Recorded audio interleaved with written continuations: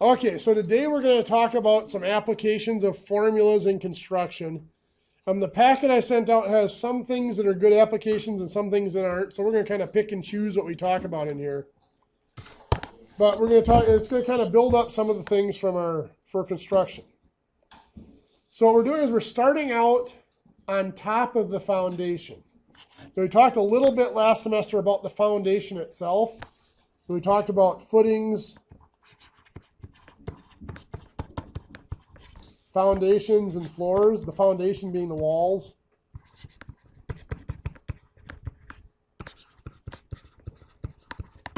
And that's kind of where we ended off our discussion in December. So what we're going to look at today is what happens on top of that foundation, what happens on top of those walls. So we're going to start out with a simple rectangle, and I don't know why my rectangle slants like that, but it does. So this is the top of your block or your poured concrete foundation wall.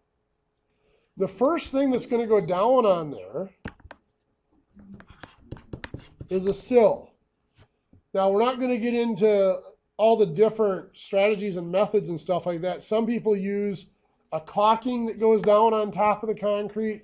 Some use a roll-out sill seal that goes down. But always on top of whatever that waterproofing is, there's going to be a green treated sill that goes down. That is usually a treated 2x8.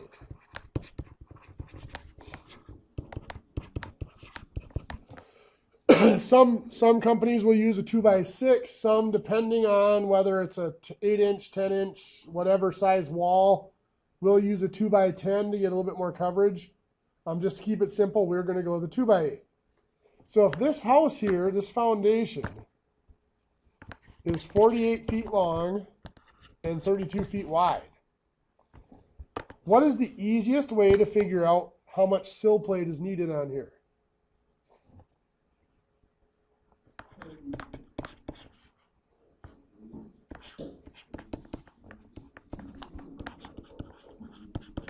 Well, sill is going to be calculated in linear feet, and it just sits on top of the wall. Either it gets anchored down with drilled in concrete anchors, or when you pour the wall, you put anchor bolts on it. And the amount, the linear feet of sill that is needed is just the perimeter of the wall. So for this building here, that's the linear feet of sill, 48 plus 32 plus 48 plus 32, which comes out to be how much? I heard somebody whisper it there, 160 feet. Good. So the amount of sill is pretty simple to figure out.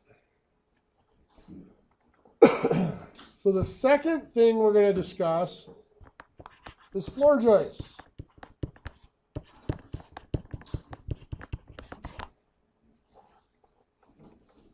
Floor joists, depending on what you're using, have a maximum span. So very few floor joists, or if you use floor trusses, will ever span a full 32 feet like we had drawn out up here. Try to make this a little straighter, and I'm not going to give it wall thickness here. So 32 by 48. We would not span this whole 32 feet with a joist, but the joist generally will go across this in the narrow direction. That distance, that dimension, is referred to as the span of the joist. The perpendicular direction, this direction here, is what is referred to as the run of the joists.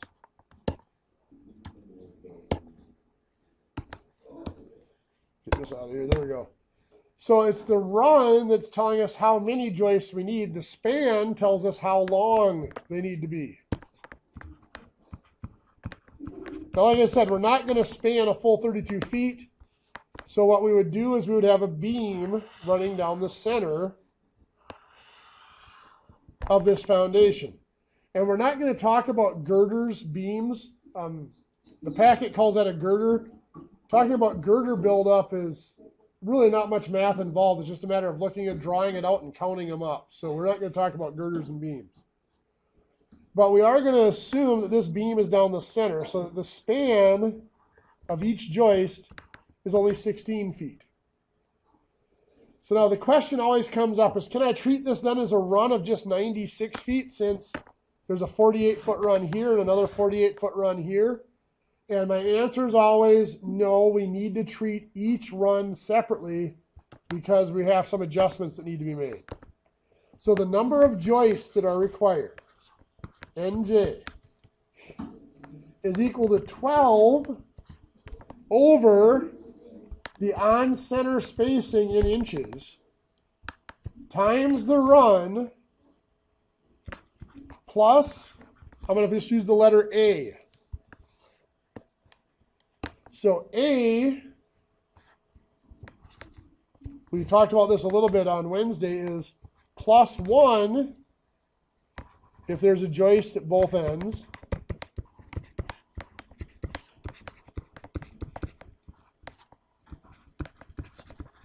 A is 0 if there's a joist at only one end. And A is a negative 1 if there are no end joists, or no joists at ends, I should say.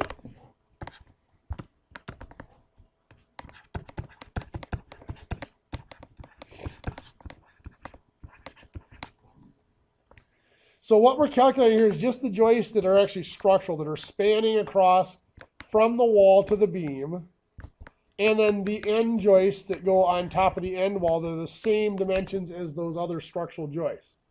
There's also something called a rim joist that goes across the end of these joists that seals that end in. We're not talking about those right now. This is just the number of structural joists and end joists. So this is a 48-foot run. We're going to go 24-inch spacing. So that means 24 inches on center. And I need to figure out how many of these joists. First of all, there's 16-foot joists that we're using. 16-footers to figure out how many we need. We're going to use our formula. And we're going to do each run separately. So we have a 48-foot run here. So the number of joists there is 12 over, what's our on-center spacing? 24. What's our run? 48 feet for now. And A, is it going to be plus 1, 0, or minus 1? Do we need a joist on each end? Yes, we do. So that's a plus 1 for A. So now we've got 12 over 24 times 48. We just did that in the calculator. 12 divided by 24 times 48. In this case, it comes out to exactly 24. If that comes out to a decimal, if that comes out to a decimal, you always have to round up. Even if it's 24.1, you would round it up if it's a decimal. So that's 24 plus 1 is 25. So there's 25 joists required for that first 48-foot run. Now the second run here is also 48 feet. Is there anything different about it? No. We need joists on both ends of that one as well. So that would be 24-inch spacing, 48-foot run, and a plus 1 for A. So that's also going to be 25 joists. So the number of 16-foot joists required here is 50 of them. Now you might be looking at this thing, and this is pretty simple so far. Let's look at something maybe just a touch more complicated.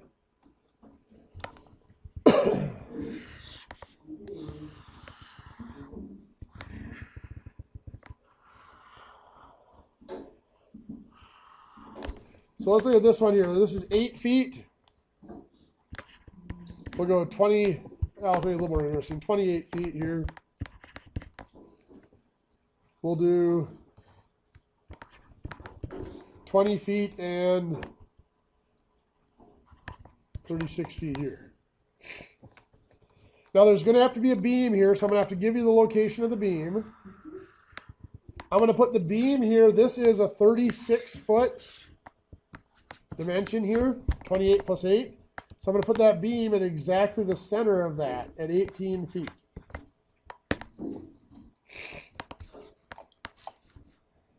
So the first thing I'm going to do is we're going to go back and we're going to figure out the sills. Remember, the sills is the perimeter of the building.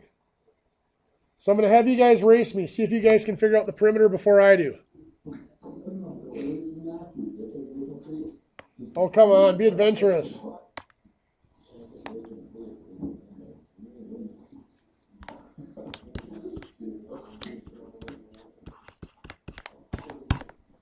You may come up with 148 feet. Double check me. 184 feet, sorry. Make sure I'm correct.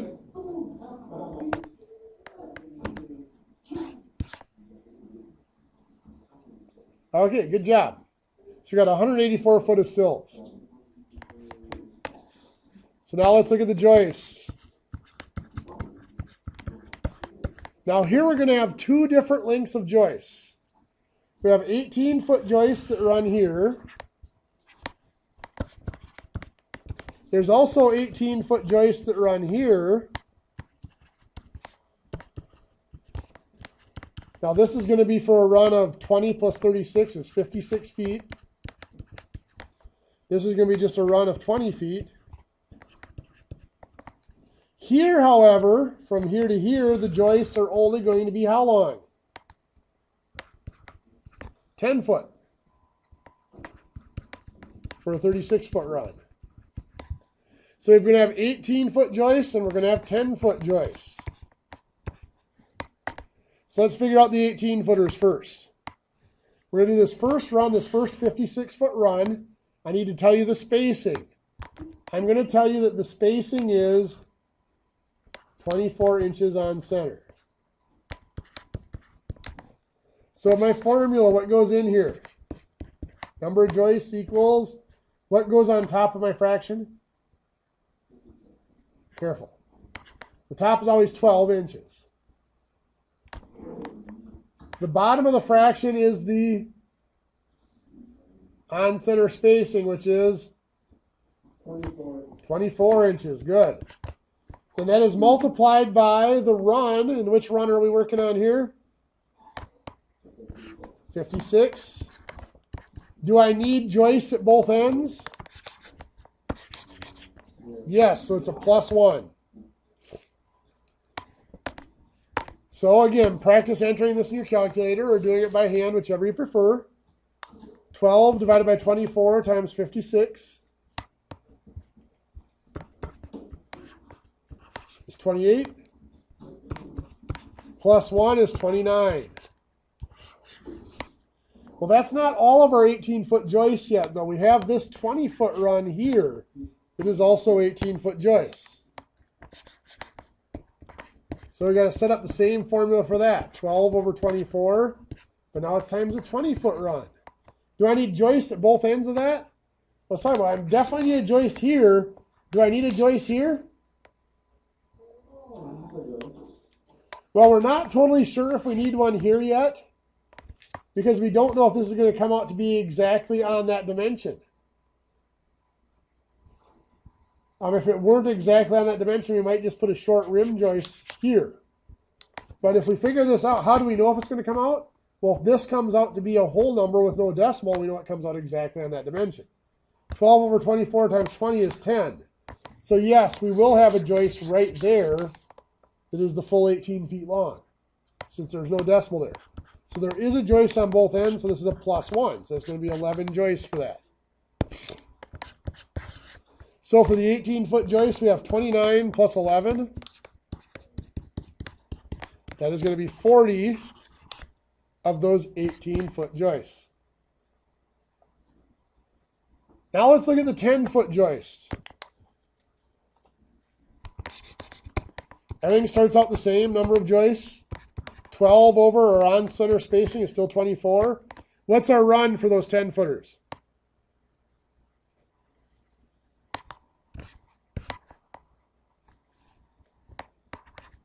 Those are going to go for a run of 36 feet here, right? Do I need a joist at both ends? There's already a joist here, right? The 18-footer goes all the way through, so I don't need one there. Do I need one down here? Yes, so I only need a joist at one end. So this is going to be plus 0, right? Perfect. So there you go. 12 over 24 times 36 is 18. So we need 18 of the 10-foot joists. So now this is a good spot to add in bridging.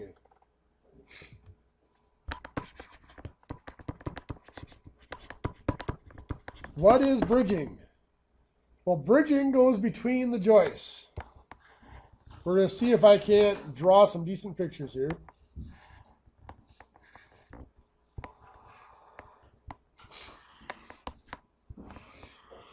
So there's your flooring, and here are your joists. Let's say we're using 2x10s or 2x12s for joists here.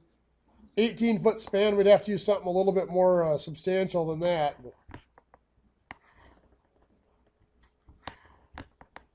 So we've got our joists in here. When you put weight on the floor, those joists can sag down. But in most cases, what causes them to sag is not that they bend, but rather that they twist.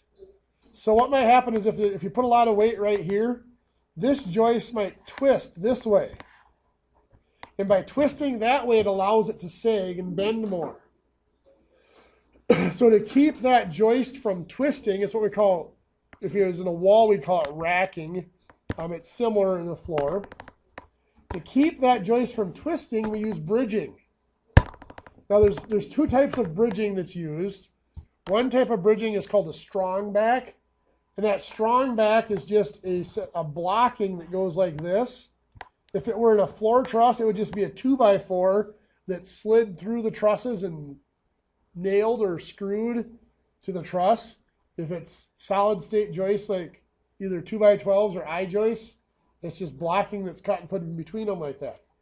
The problem with that style is it does help a little bit. So if there's a heavy load put in one spot, one single joist can't twist and sag, but it allows every joist to twist and sag. The only thing that's really stopping is if you get all the way to the end of the building and you hit the foundation and the foundation doesn't move. So a better way to do joists, to do the bridging, is actually to do an X bridge. And when you hear the term bridging, generally this is what they're referring to. You cut a piece, usually it's 1x3 material, and it goes across here at a diagonal like this.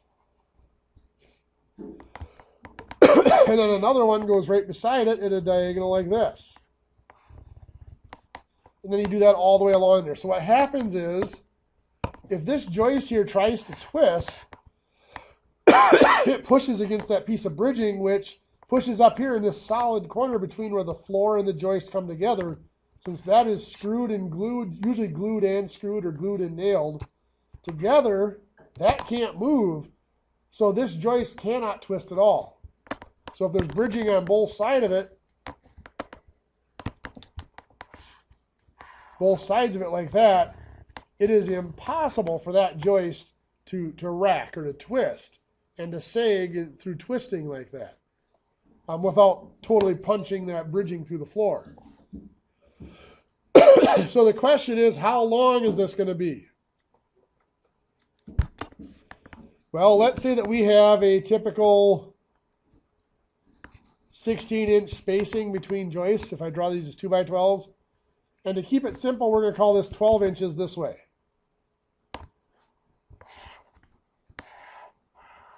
So this is a right triangle here with that piece of bridging. This is 12 inches. We all know that a 2x12 isn't really 12 inches. It's more like 11 1/4. And this isn't really going to be 16 inches because you got the width of the joist. It's really 14 1/2. But the math works out a lot easier at 16 inches. How do we find the length of the hypotenuse of that right triangle?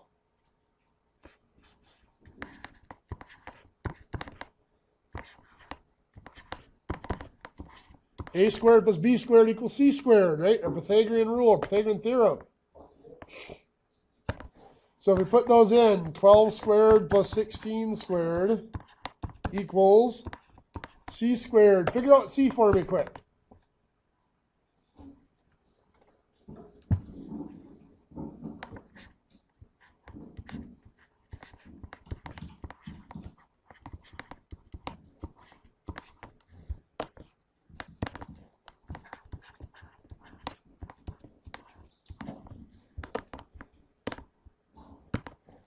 What'd you come up with?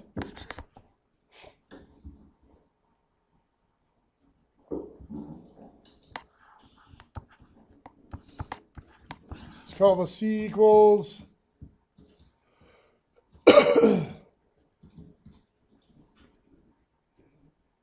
C equals 20, right?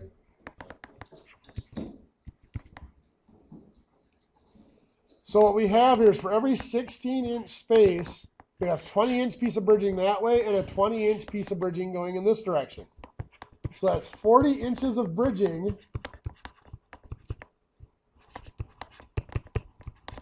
for 16 inches of run.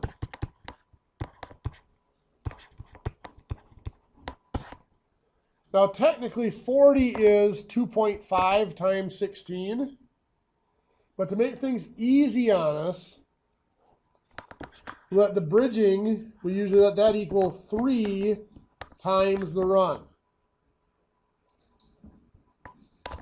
Now there's a qualification on bridging. And this depends on who you talk to and what building codes are. Most building codes require bridging on all joists over a 10-foot span. And it's one of those spots where things are worded kind of vague. Some building inspectors interpret it as a 10-foot span or more. Others, if it's a 10-foot span, you don't need bridging. Anything over 10 foot, you need bridging. So for our purposes, we're going to say at 10 foot, you don't need bridging. Anything bigger than 10, you do. So going back up to this house here, these joists are 18 feet. We need bridging there. These joists are 18 feet. We need bridging there. However, these joists are only 10 feet, so we do not need bridging in that area. And for bridging, we can go ahead and do all of our runs together because we're not adding anything. We have 56 feet and 20 feet. So the run for our bridging is 56 plus 20, or 76 feet. So for bridging material,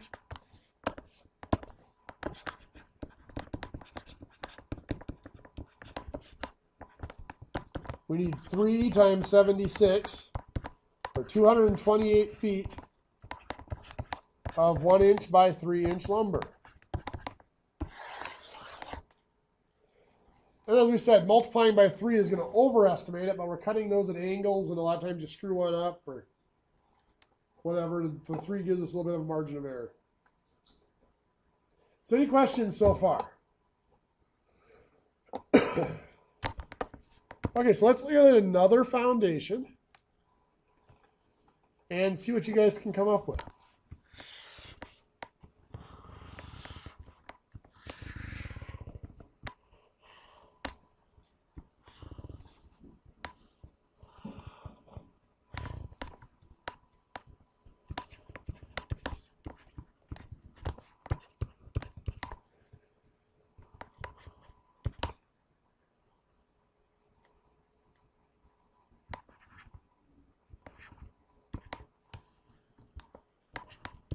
So for this foundation, we have those dimensions. This is 32 feet on both ends. We're going to run the beam down here at 16 feet from that edge.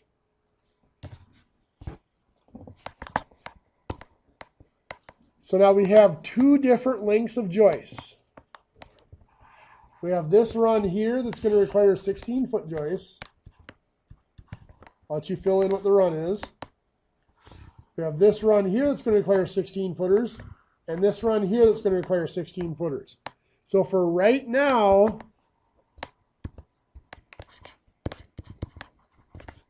I just want you to figure out how many 16-foot joists are required for this. I'm going to give you a few minutes to figure that out. So we have 3 runs here. The first run up here is 14 plus 28 plus 14 is 48 feet of run. So the number of joists required there. Hopefully you all assume 24-inch on center spacing. I didn't really give you that. You did 16? Did everybody do 16? I did. Okay, let's do 16. Good. We can do that. 16-inch on center. So it'll be 12 over 16 times 48 plus 1 plus 0 or minus 1 here. Plus 1 because we need a joist on both ends. So we'll do 12 divided by 16 times 48. Comes out to be 36. 36 plus 1 is 37 so far. Now we have a second 18-foot run here that's 14 feet long. Do we need, well, let's just set this up. Number of joists, 12 over 16 times 14. To figure out whether we need to put a plus 1, plus 0, or minus 1 here, let's figure out this part first. 12 divided by 16 times 14 comes out to be 10.5. What that 10.5 is telling us is there isn't a joist right there. So we're going to round that up to 11 joists, but we're not going to add one. This is going to be just adding 0 here because we only need a joist on one end. We don't need an end joist. So that's 11 more joists that we need. And then we're going to assume 11 more over here as well. So for 18-foot joists, we had 37 plus 11 plus 11, which is 59 joists. Next we have this section, which if this is 16 feet minus 6 feet, these are 10-foot span joists. So for the 10-foot joists, our number of joists is 12 over 16 times 20. Now here's the tricky part. Adding 1, subtracting 1. Do we need 1 at each end?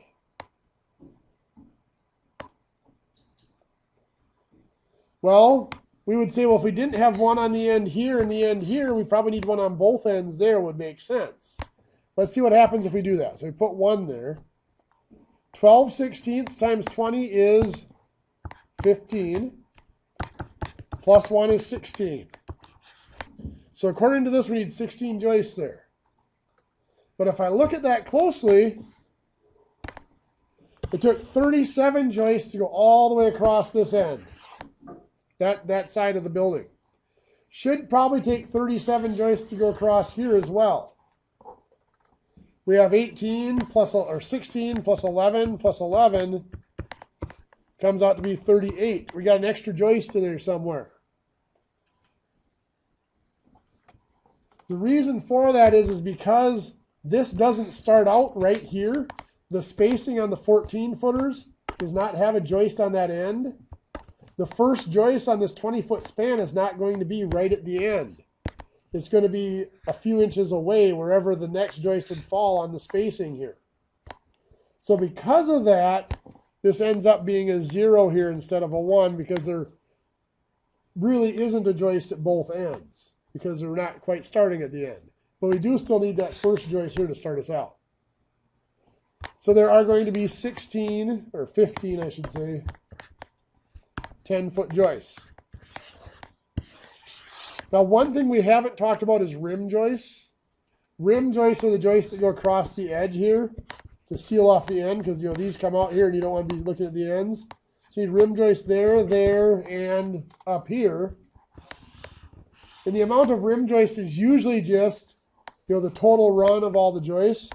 This one's a little bit of a special case because we need rim joists here and here because joists didn't come out the spacing didn't come out exactly on those spots.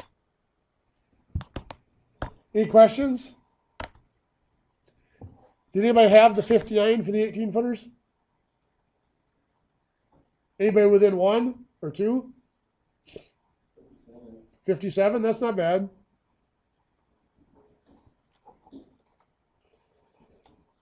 So now, bridging.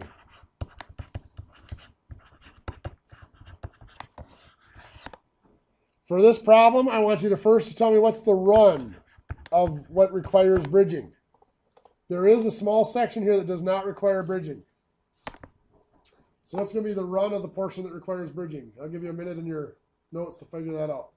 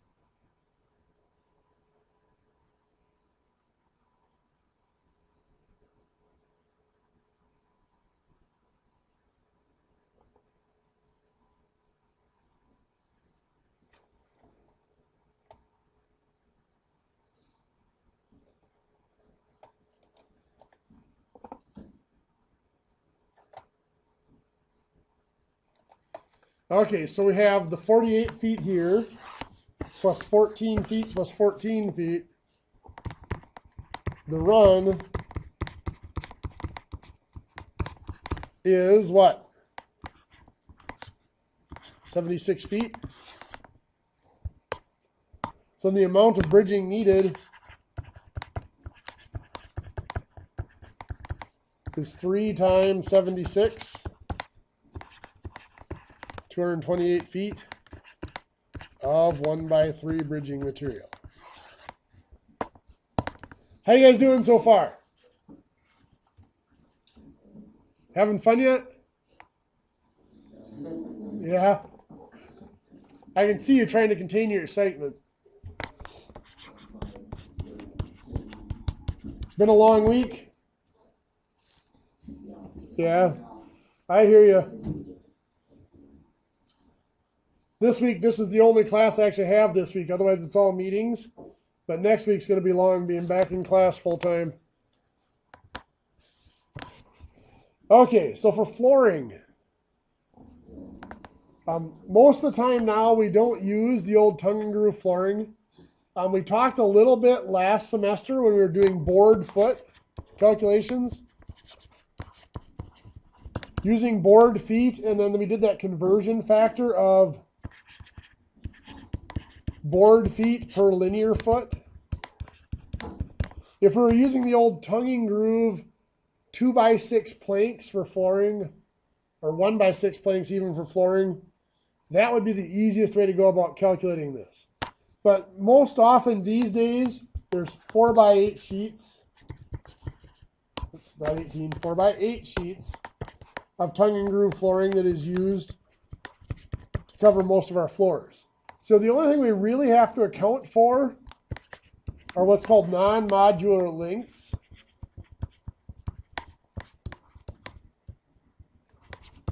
And a non-modular length, often called an odd length,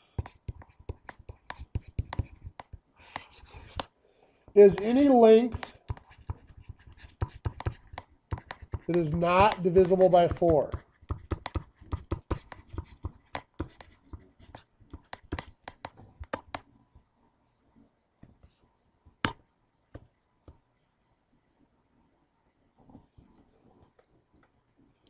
So if we look at a foundation plan again, like the one we had up above,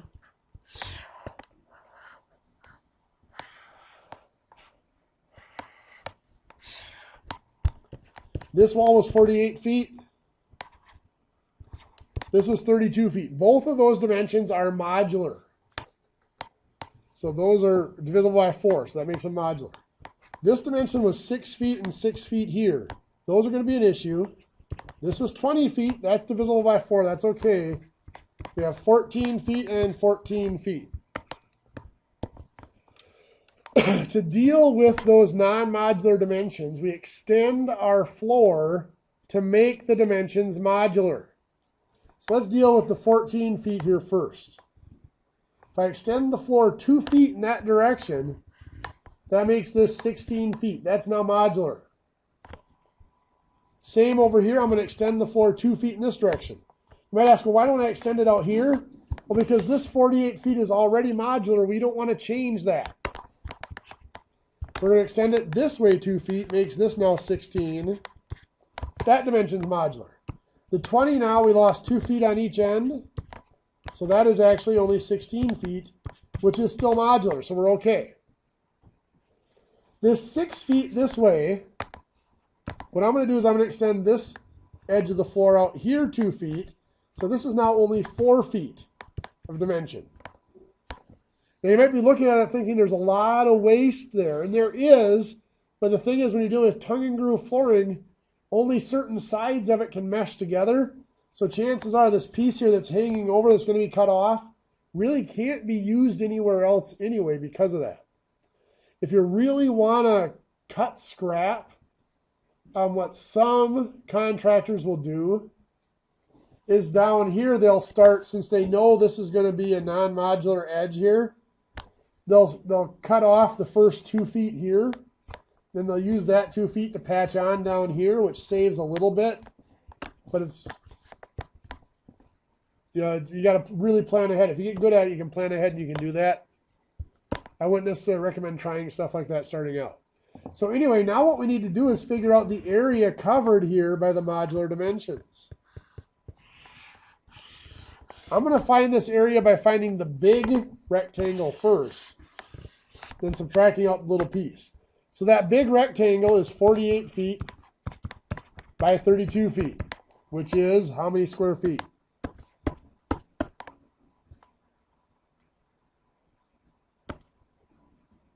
1536, sound right?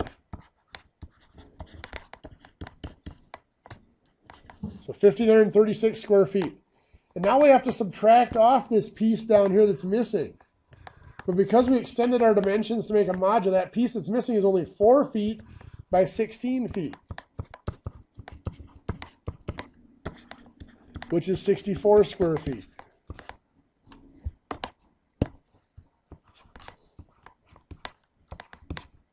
So that's 1,472 square feet.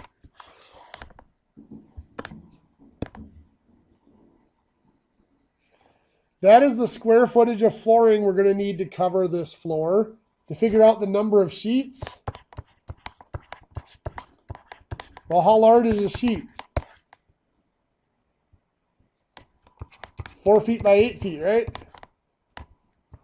4 by 8 is 32 square feet. So we take that number there divided by 32. So 1472 divided by 32. If we get a decimal, what do we do? Round up or down? Doesn't matter here, we got an exact number, 46. But if we have a decimal, of course, we will round up. So it takes 46 sheets of flooring to do this floor.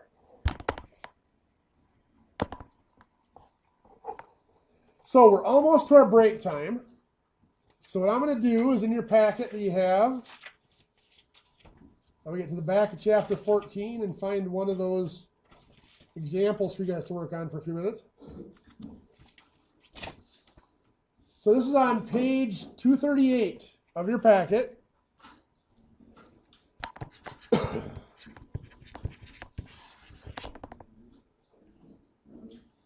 So it's on the very back page. You have 3 floor plans there. Floor plan C includes a chimney in it. We're not going to do that one because I don't want you guys to deal with a chimney. But floor plan A is pretty basic. That was pretty spelled out. So where that girder is given by the dimensions of the floor plan. That's got to be at 10 feet here and at 20 feet here. Floor plan B you'll note that these spans are not the same, but if this is 32 feet here, that's the longest span. We're going to assume that girder is right in the middle. So that girder is at 16 feet here and 16 feet here. For each of those, I want you to find linear feet of sills.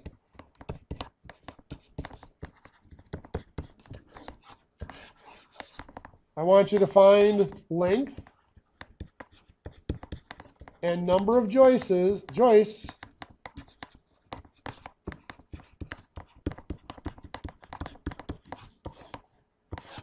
linear feet of bridging,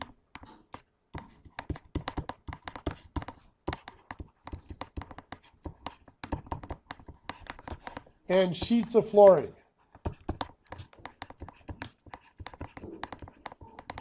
So we'll work on those for a few minutes until it's time to take a break, and then we'll come back in and we'll get started with the rest of it. Let's see here, looking at these. Let's make it easy on you and put the joist placement at 2 foot on center.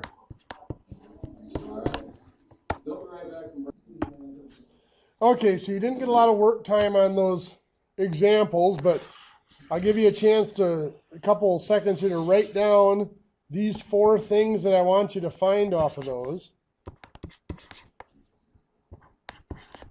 If we get some time by the end of class, maybe I'll come back and we'll go through one of those as an example.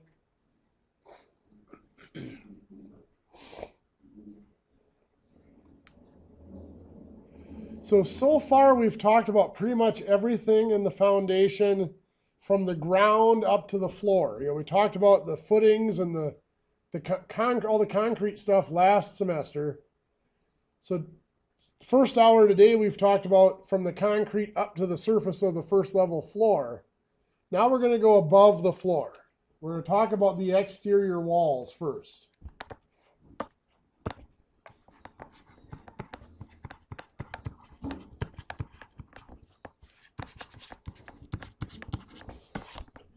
When dealing with exterior walls, there's really only a couple of things that need to be estimated. When you're building those walls, as you guys know,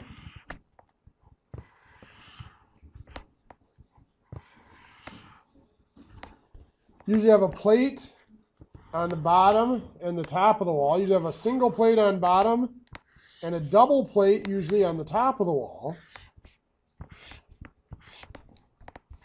So this is the single bottom plate.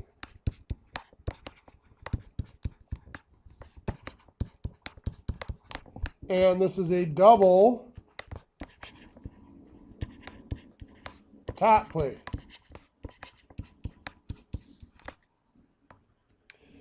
Often the single bottom plate, instead of being called a bottom plate, is called a shoe. And this packet does refer to it as a shoe. And then, of course, between the plates, you have the studs. So we're going to look at a formula to calculate the number of studs in a little bit. That's going to be very similar to our formula for the joists. And we have our formula for the shoes and plates. So we're going to start out with the shoes and plates.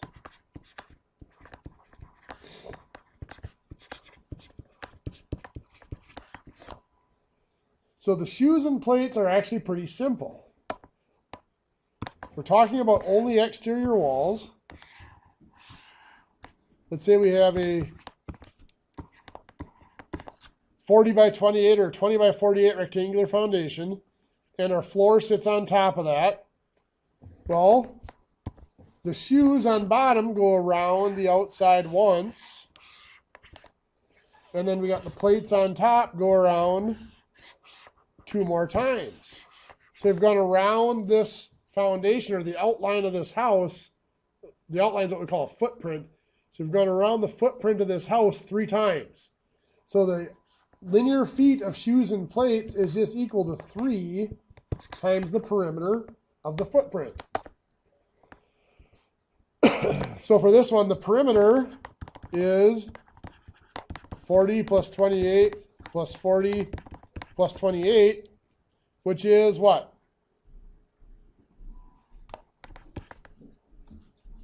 136. So the linear feet of shoes and plates is 3 times 136, or 408. 408, that should be.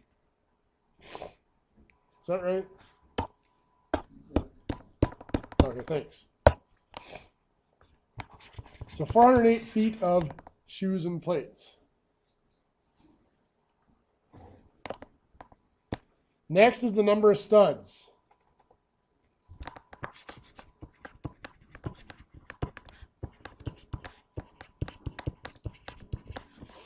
So the formula for the number of studs,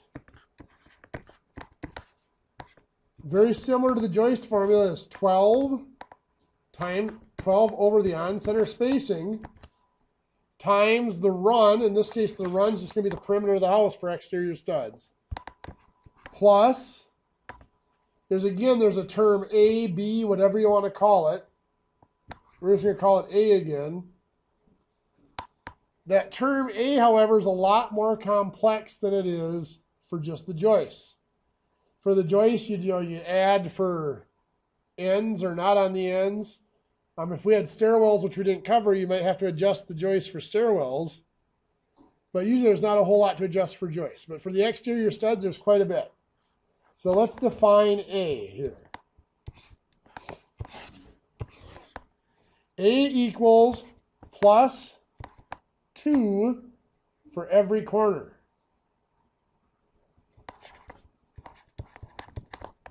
It's technically referred to as starters and corners. Come on.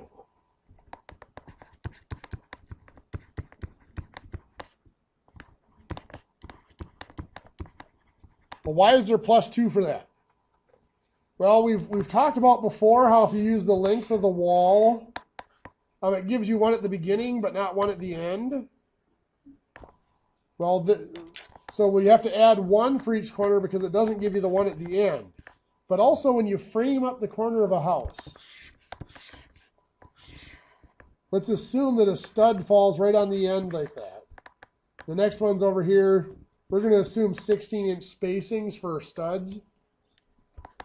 Then the next wall starts here, and there's a stud right here, which is just fine when you go to sheet the exterior of that house. You put your sheeting on this wall. There's a stud on the end there to hit. Put your sheeting on this wall, and there's actually plenty to hit here when you nail in. The difficulty comes when you go to sheetrock the interior.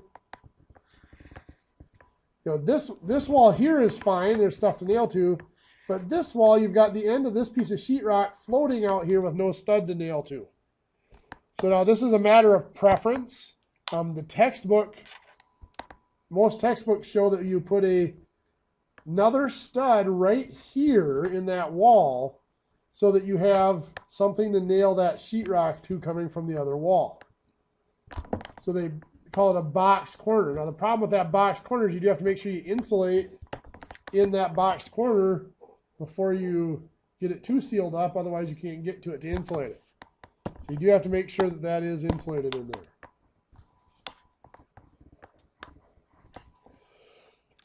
Now there are other methods of doing that. They require pretty much the same amount of lumber. The second method of doing that is used to account for that looks like this.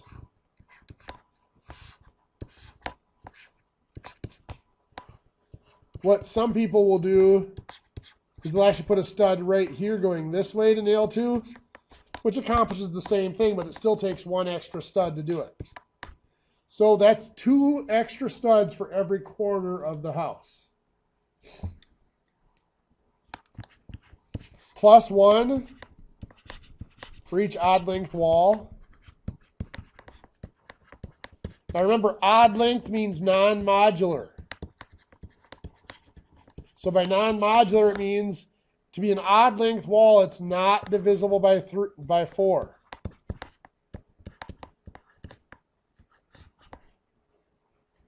So we have a 28 by 40 that we were looking at there. Oops. 28 by 40, not 48. Both of those lengths are divisible by 4, so all 4 walls are divisible by 4. All 4 walls there are modular. So for this house, we would have +8 for the starters and corners. We'd have +0 for odd length walls. +2 for each door and window.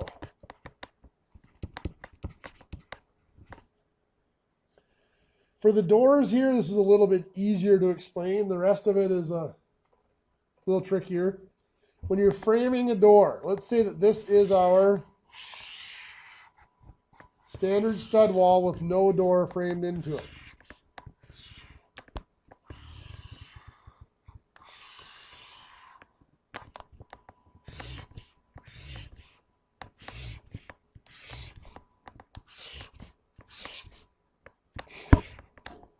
Yes, I do wish I was better at drawing. And we're going to put a door in here. Let's say our door is going to fall somewhere in here. It's going to be a 36-inch door. So remember, 16-inch spacing on center from here to here is only 32 inches. So we're going to have to go past that. So to get a 36-inch door, we're going to have to go at least over into here somewhere. They might say, well, that takes out 2 studs, doesn't it? I shouldn't draw it quite that tall. Let me redraw that just a little bit. Well, what happens is this. These 2 studs here, one stud gets moved over to the end right here, because we do have to have a stud at the end of that door. So that takes care of one of them. 2, we have what's called jack studs. The term I always used when I was younger was cripple studs, but we're not supposed to use that term anymore. But you may hear that term out there in the industry yet. We need one at each side of the door that's the height of the door, actually slightly taller than the height of the door, so we have something to rest the header on. So that takes care of that second stud that's lost.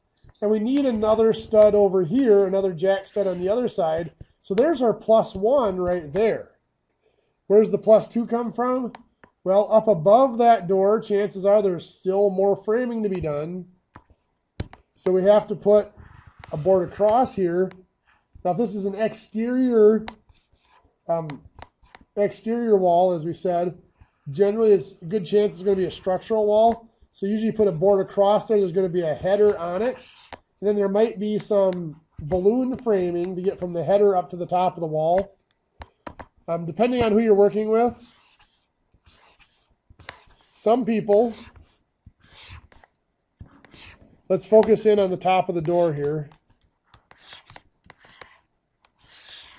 Some people will put the header across here. Generally, when they put the header across, they still put a board on the bottom or top of the header just to help spread it to make it the right width. And then they balloon frame up the studs on top of the header up to the top plate to support that top plate. Some contractors prefer, and it's just a matter of preference as far as structural ability, makes really no difference. Some contractors prefer to put the header at the very top of the wall. So to do that, they have to run the jack studs all the way up to that header. And then they'll actually balloon frame down. So they'll put a board across here, and then they'll do the jacks or the balloon frame studs down to that header to support that header at the top where the door is going to be. Either way is really acceptable. I always did it with the header on bottom and then balloon framed up to the top plate until in the last several years, to me, it's actually become easier to do it this way. You just put the header on the top, and then when you later on, you can always balloon frame down to whatever height the door is. So you don't have to think about that while you're doing the framing. You can worry about putting that in once you got the wall standing up. So either way, you can see there does need to be +2 for each door. Window framing is very similar. You have to have the jack studs on each side. And not only with windows, not only do you need the top frame, but you also need a bottom frame down there. So for some windows, adding only 2 studs might not even be enough. That's where we start. And then the final thing we're going to add is we're going to add 1 for each interior partition intersection.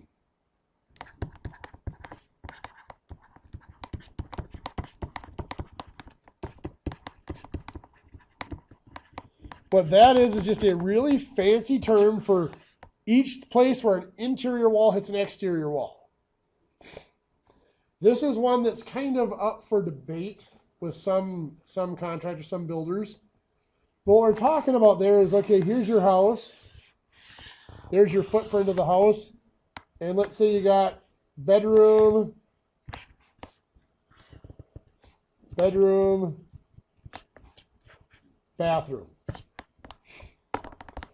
Here's a spot where the interior wall intersects the exterior wall. And let's take a look at how that's framed. Exterior wall is framed with 2x6s. And just for the sake of argument, we're going to say that interior wall intersects the exterior wall between studs. And interior walls are usually on 2x4s, so they're a little bit narrower. So there is a stud right here at the end of that interior wall.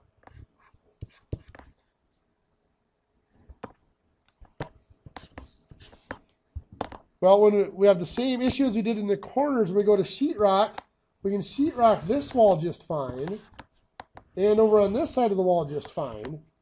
But over here, sheetrocking this, you're allowed to let sheetrock. Now, I'm not necessarily dealing with new codes here.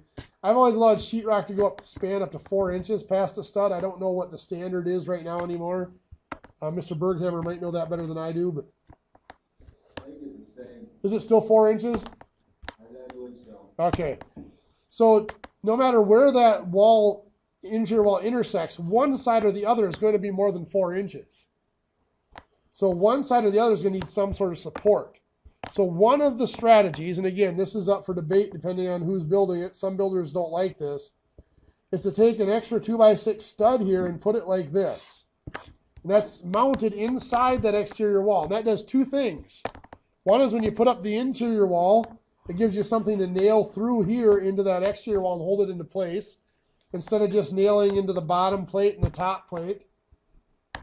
And second, it gives you something to mount the sheetrock to on these pieces of wall here.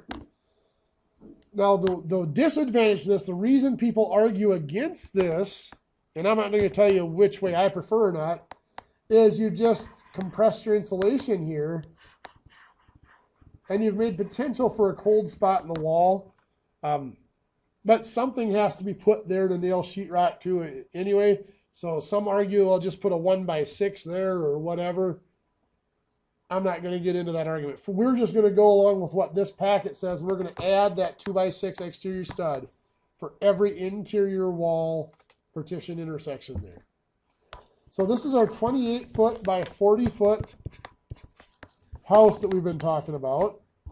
I'm going to put in some windows here. Window symbols, all I'm going to use for a window symbol is this. It's just an empty box around the wall.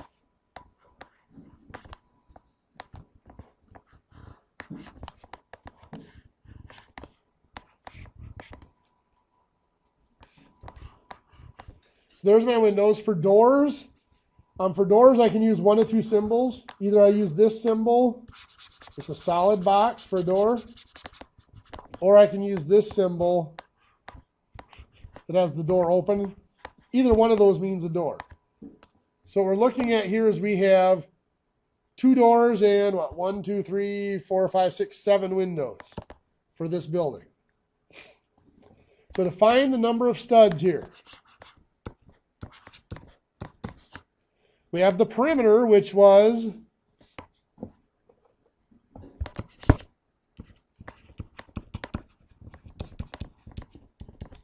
what was it, 136 feet?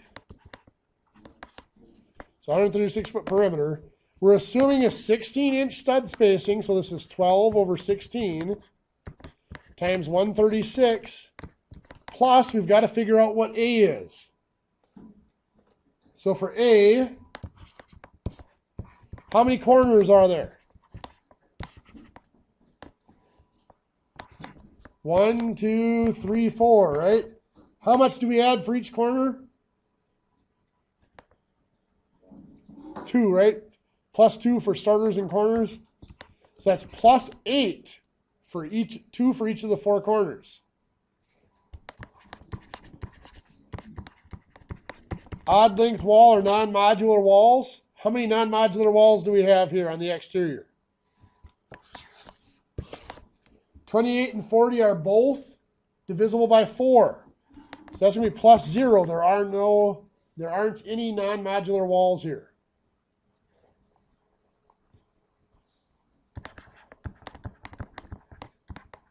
Doors and windows.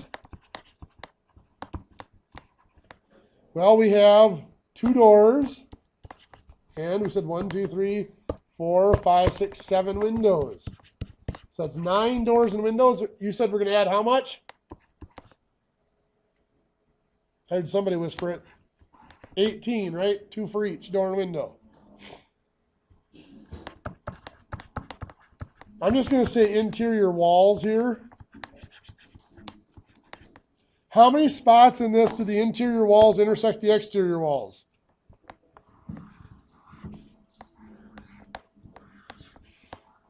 4, very good. So how many do I have to add for interior walls? 1 for each of them, right? So plus 4. So if I add this up, 8 plus 18 is 26, plus 4 is 30, so that's plus 30. So this is going to be plus 30 on the end here. So let's punch this in and see what we come up with. 12 divided by 16 times 136 plus 30. So that's 102 plus 30 is 132 studs.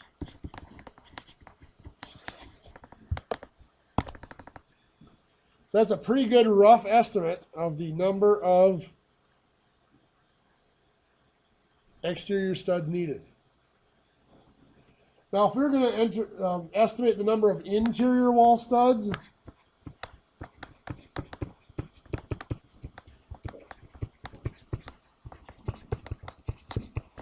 because often the interior walls in a floor plan are not as easily determined as the exterior walls.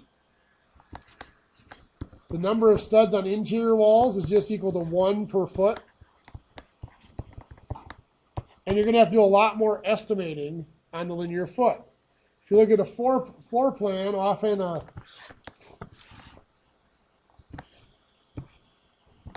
you might be given a bedroom like this that says that this is 12 by 18. Well, you've got to estimate. Well, first of all, you got to look at the floor plan and figure out this is the 12 foot, this is the 18 foot. And off of those dimensions, you can then estimate what lengths those walls are. So you got 12 plus 18. When you do the next room over here, let's say this room is listed as 12 by 20. Well, you need to know that this wall's already been put in. This is your 20, and this is your 12, and just have to add them up. So there's really no shortcut for doing interior walls other than brute force trying to figure out dimensions, in some cases guessing dimensions. The biggest thing with that is if you have closets, so I say guessing dimensions. So let's say I have a bedroom that's set up like this, and there's a closet here. And I'm told that this bedroom here is 10 by 14. So I'm guessing that this here is the 10 foot, and this is the 14 foot. But how do I know? Obviously, this is 14 feet from here to here. How do I know how big this closet is? Well, looking at this door, chances are that door requires about a 3-foot size spacing. You just subtract 3 from the 14 and use that as an estimate. Or just figure, hey, this is going to be 2 to 3 feet. Just make that a whole 14 feet. So there is some guesswork involved when you're dealing with some of those interior walls. Okay, we've only got about 16, 17 minutes left here. So I want to give you guys a little bit of time to work on these. Your assignment for the second part here is going to be on page, got to find the floor plan here.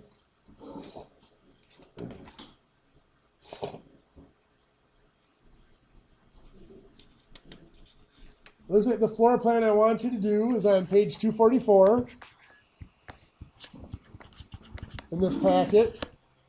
And for that packet, I want you to find linear feet of shoes and plates for the exterior walls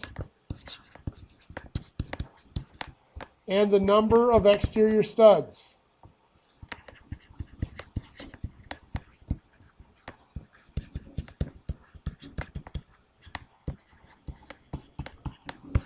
Now, I realize that this problem is actually worked out for you in the packet already, but I'd like you to cover that up and just go through it on your own and see if you can figure it out on your own and come up to the same number they do. And realistically, if you're within 3 or 4 of the number they come up with, you've done a pretty good job. So make sure you work on that one and work on the page 238, those two that I had showed you earlier, as far as figuring out the joists and the sills and all that good stuff. Anybody have any questions? You know, I will give you a little bit of a warning. On Wednesday, there will be a quiz, your first quiz of the semester. That quiz will cover taking the generic phrases like we talked about on Wednesday and writing those down with variables and numbers and symbols. And it'll also involve some of this basic stuff here, estimating number of studs in a wall and stuff like that. Mr. Berghammer, are you in the room? Yep. When do I have to have semester grades to you for them? They're due by next Friday.